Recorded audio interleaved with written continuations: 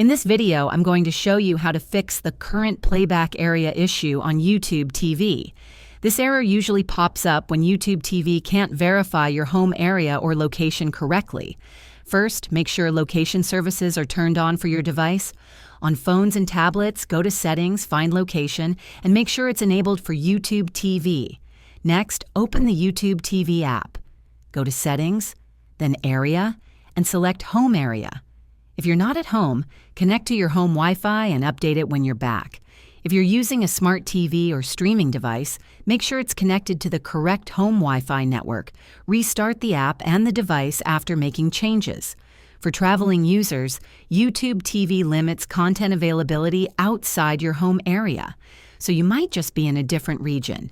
If this video helped you fix the current playback area issue on YouTube TV, please like and subscribe for more streaming help and tech tips. Thanks for watching.